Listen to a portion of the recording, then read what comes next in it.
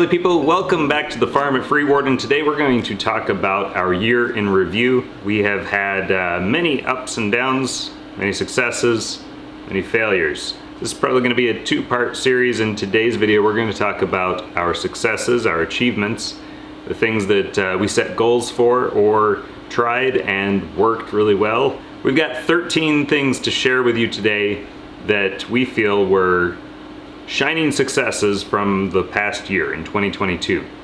So we'll go through each of those things and maybe share a little bit more about them. But first up, we have our north and south pasture. Neither of them were fenced at the beginning of this year. The north pasture we wanted to get fenced.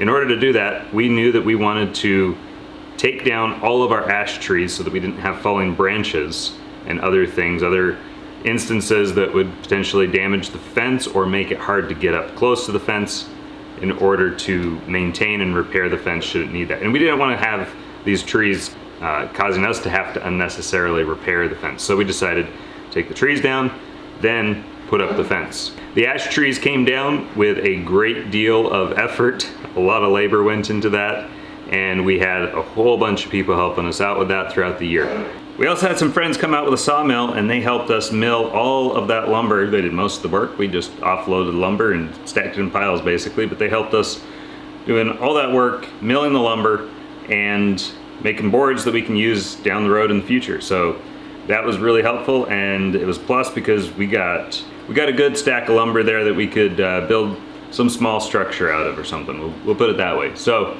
after we got the north pasture fenced in, we were able to plant willows. So there's number 2 and number 3 of our successes in 2022. We successfully got the entire pasture fenced. We got Austree willow trees planted. So the Austree willow trees, that took a little while as well. All of these projects, they took longer than we expected, but we got the Austree willow trees planted to replace the ash trees so that we'd have a windbreak and we would have shade for the animals, as well as a privacy screen there beside the road. That was our goal and intention with planting the Austree willows. Some of them didn't make it, but I'd say 80% made it, and we'll have viable trees this March. About March 15th around here is where we take cuttings from the trees, and then we'll put them in a bucket of water, and when they sprout, we'll be able to replant them, plant new trees basically. This year I want to get out there and plant those trees a lot sooner. I found a really fast way to plant our willows was to take the post hole digger on the back of the tractor and dig down about a foot, and that worked out really well, just going right down the line, following the flags, placing the post hole digger, turning it on, and within seconds you've got a hole dug there for your tree. Getting the pasture fence in was a lot more work than I thought it was going to be. It was a good experience though. It basically, I learned a lot. We had a professional, what did he call himself? A master apprentice. Somebody I would consider a professional fencer come in, teach us how to do it, and get almost 3/4 of the pasture fenced. Then we went back and fenced the last quarter of the pasture ourselves. With our first 2 projects, the ash trees and getting the ash trees cut down and getting the pasture fenced, we got a lot of help with that, and we're very thankful to those of you, and you know who you are, who were able to get over here and help us out with that. Number 4 of our successes would be hatching about 700 birds last year using our incubator, then raising those up. Some of those were chickens, some of them were, did we do ducks last year? Yep, we did ducks and quail. Ducks and quail. So about 700 birds in all.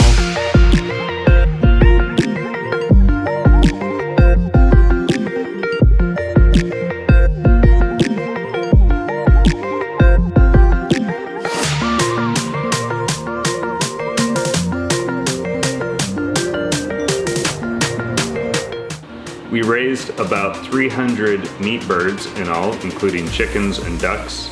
That's not counting the quail. We raised about 500 quail, but most of those were not for our consumption, but rather to feed our dogs. So number 4, hatching 700 birds. Number 5, raising about 300 meat birds. And number 6, raising about 500 quail in the last year. Number 7, we had 6 piglets. One of our gilts farrowed and became a sow. So congratulations to her, and she had 6 piglets.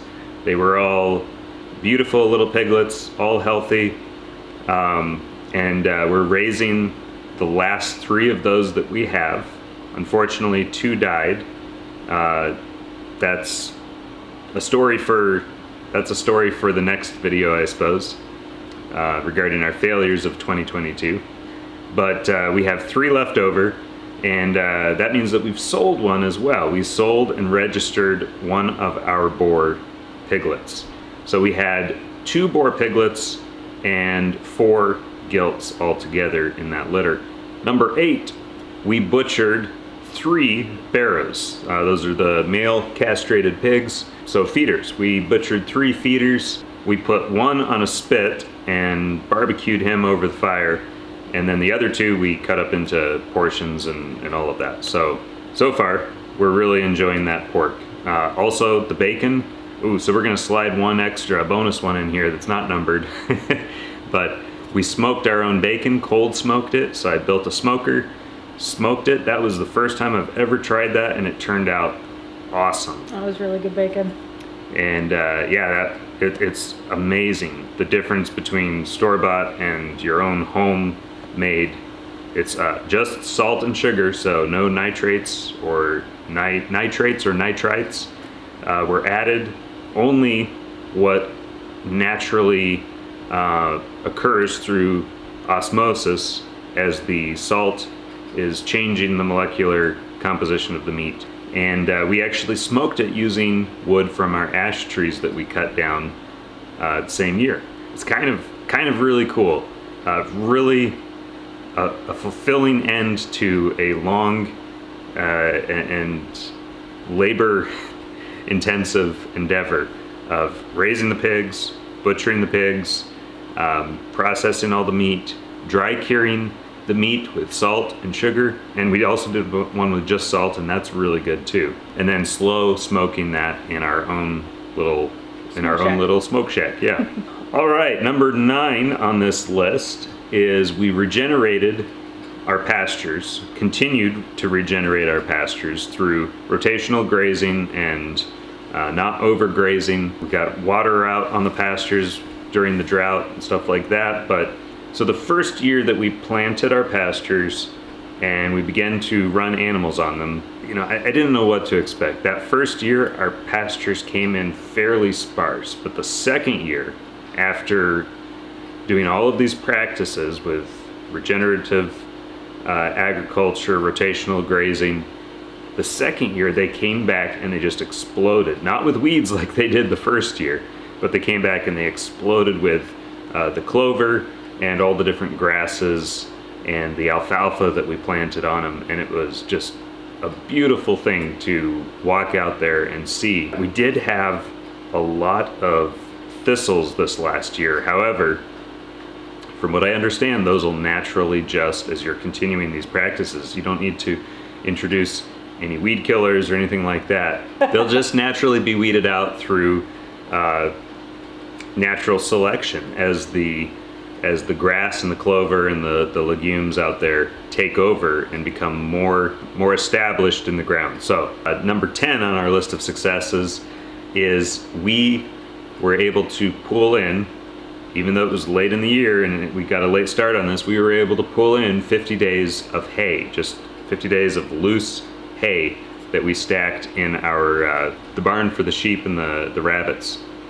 So we stacked that in there. I wasn't sure how much we were going to get out of that, but with about 12 sheep in there, that lasted them 50 days. That brings us to the other thing that we did out here on the pastures this last year that was a great success, and that was finishing 2 steer, 2 half Charolais, half Angus steer on our pastures.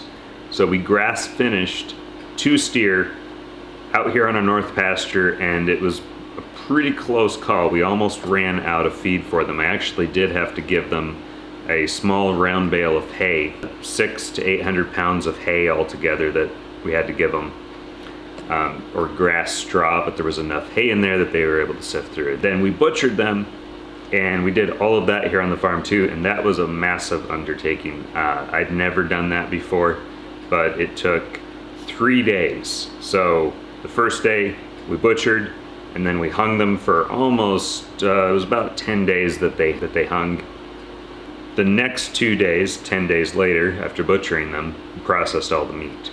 So that was a very good experience overall.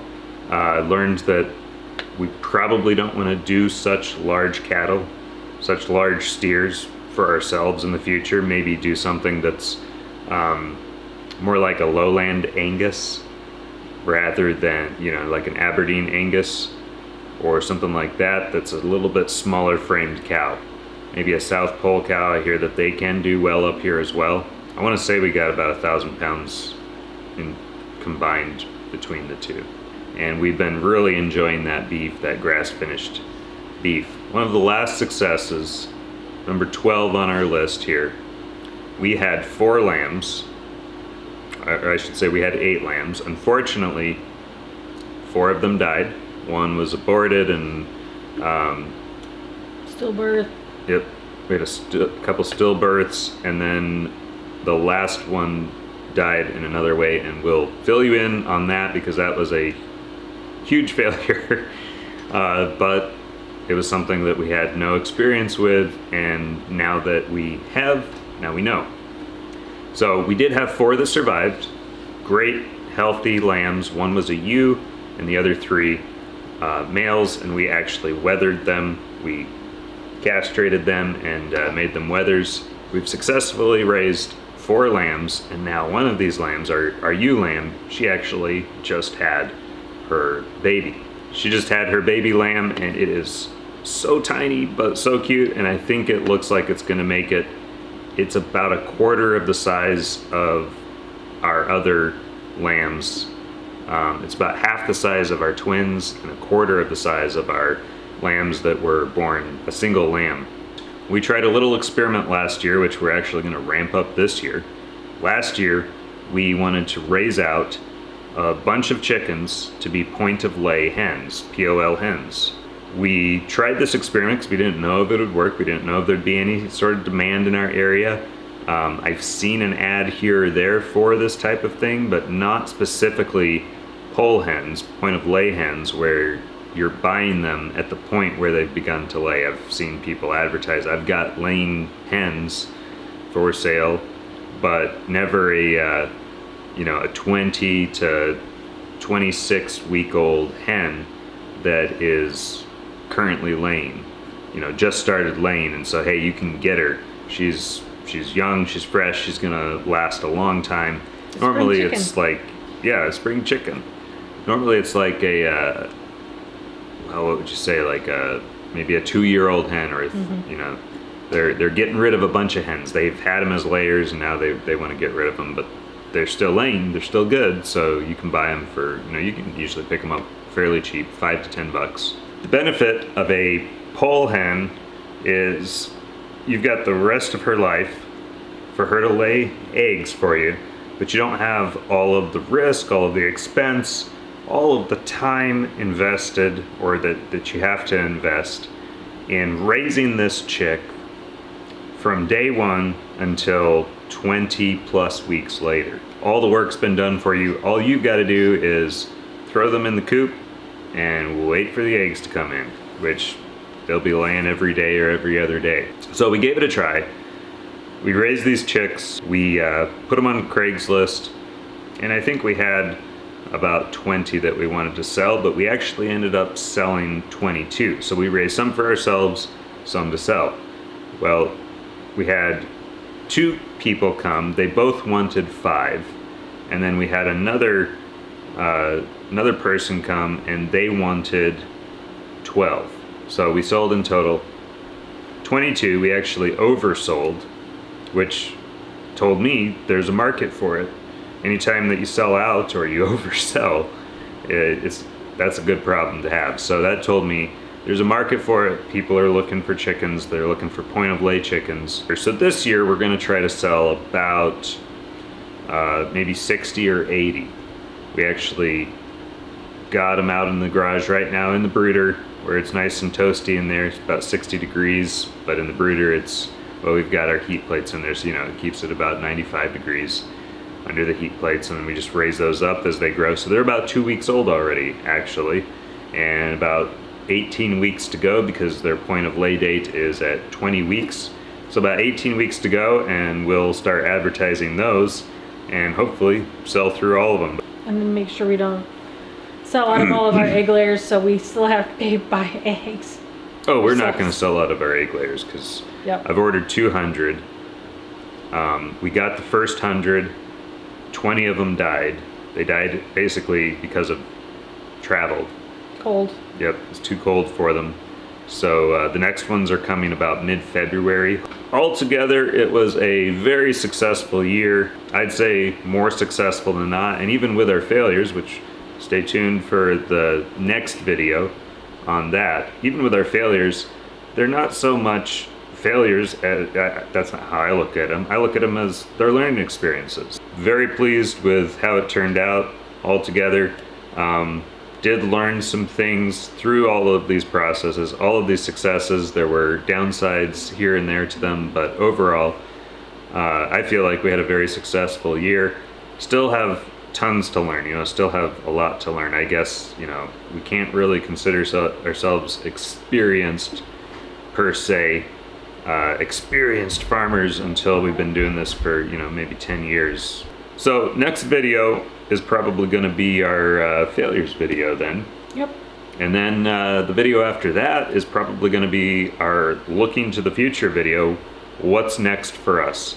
So keep an eye out for both of those videos. They'll be coming up shortly, I'm sure.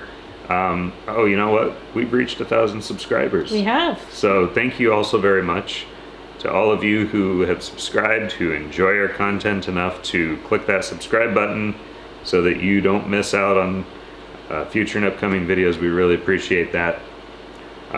Thank you to all 1,000 and some of you. I don't even know what we're at right now.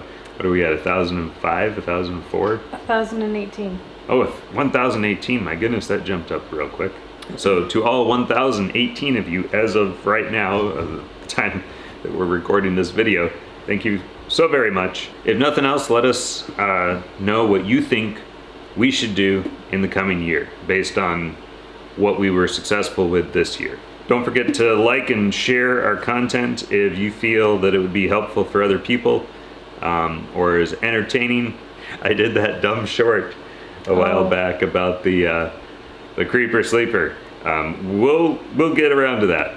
I'll share the story of the creeper sleeper with you guys, and we'll get you that video. There have been some developments in that story, so it's maybe not quite as dramatic as I initially made it out to be, but maybe I'll do something like, here's the story. I'll leave it at that for now. Y'all take care. Hug somebody, God bless. Everything is gonna be okay. Peace.